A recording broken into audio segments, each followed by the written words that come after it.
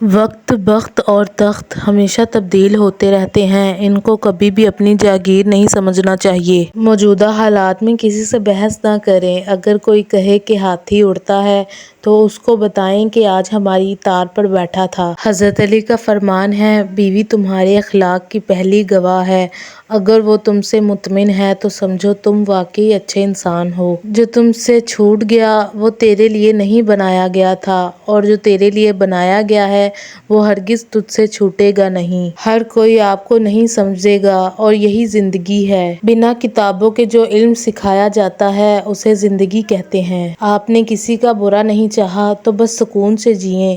دنیا بدل سکتی ہے لیکن سچی نیت کا صلہ کبھی ضائع نہیں ہوتا۔ کھوئی ہوئی چیزوں سے زیادہ پائی ہوئی نعمتوں پر شکر ادا کیجیے۔ اللہ سے مانگ کر نہیں روتے، اللہ سے رو کر مانگتے ہیں۔ خدا بخت دے بر وقت دے، ہر وقت دے بر حق دے۔ وہ نیکی بڑی معتبر ہے جس کا رب کے سوا کوئی گواہ نہ ہو۔ لوگ آپ کے خلاف تب ہو جاتے ہیں جب آپ ان کے اختیار میں رہنے سے انکار کر دیتے ہیں۔ لوگوں کے رویوں کا زہر چکھ کر وہیں تھوک دیں، ورنہ یہ زہر آہستہ آہستہ آپ کو ڈپریشن کا مریض بنا سکتا ہے۔ جسے تم تاخیر سمجھتے ہو، اللہ اسے بہترین ترتیب کہتا ہے۔ نرم دل اور خیر بانٹنے والے رب کے محبوب ہوتے ہیں۔ انسان سختیاں برداشت کیے بغیر، غم سہے بغیر، تلخ طعنوں سے گزرے بغیر ایمان کی لذت کو چکھ نہیں سکتا، اللہ کے قریب کو پا نہیں سکتا۔ وہ تمہیں اتنا سمجھدار بنا جائیں گے کہ اگر کوئی پیروں میں بیٹھ کر بھی روئے گا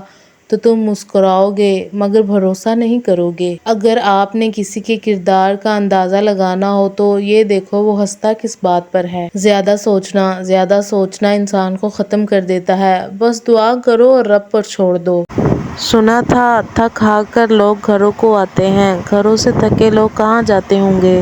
کچھ دن شاخ پر بسیرا تھا، میں سمجھتا تھا کہ باغ میرا تھا۔ کبھی وقت بدلے گا تو ہم بھی بتائیں گے ہمیں بھی کیا کیا برا لگا تھا۔ جو لوگ دوسروں کو برا بنا کر خود اچھا بننے کی کوشش کرتے ہیں وہ یہ بھول جاتے ہیں کہ وقت ایک ایسا آئینہ ہے جو چالاک سے چالاک انسان کا بھی نقاب اتار دیتا ہے۔ نصیب، رزق عورت کی نصیب کا ہوتا ہے اور اولاد مرد کے نصیب سے، لہٰذا رزق کے لیے کبھی مرد کو نہ چھوڑیں اور اولاد کے لیے کبھی عورت نہ بدلو۔ اختلاف کا حل ڈھونڈا جا سکتا ہے لیکن حسد، بغض، منافقت اور احسان فراموشی کا نہیں۔ کھچڑی اگر برتن میں پکے تو بیمار انسان کو ٹھیک کر دیتی ہے، لیکن اگر ذہن میں پکے تو صحت مند انسان کو بھی بیمار کر دیتی ہے۔ لوگوں کے دل کوئی جنت تو نہیں جہاں بسنے کے لیے آپ خود کو تھکا رہے ہیں۔ یا اللہ ان لوگوں کو سکون دے جنہیں تیرے علاوہ کوئی نہیں سنتا۔ مانگی ہوئی توجہ عزت نفس کی توہین ہے۔ ملتا تو بہت کچھ ہے اس زندگی میں،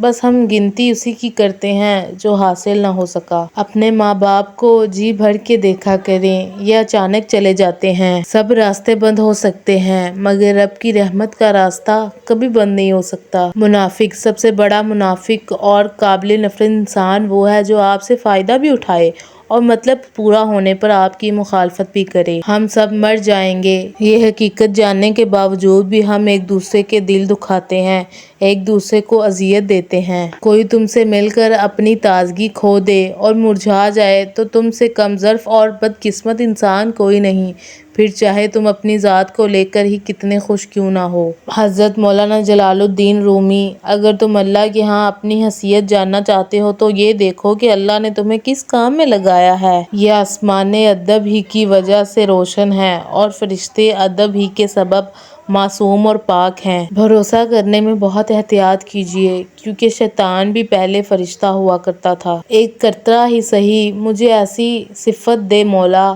کوئی پیاسا جو دیکھوں تو دریا بن جاؤں۔ کرم کبھی ٹالے نہیں جاتے، کوئی کسی کا جینا حرام کر دے تو خدا اس کا مرنا حرام کر دیتا ہے۔ اتنا خدا نہیں آزماتا جتنا لوگ آزماتے ہیں۔ ہر عیب جڑا ہے غربت سے، پیسہ بے غیرتوں کا بھی حاجی بنا دیتا ہے۔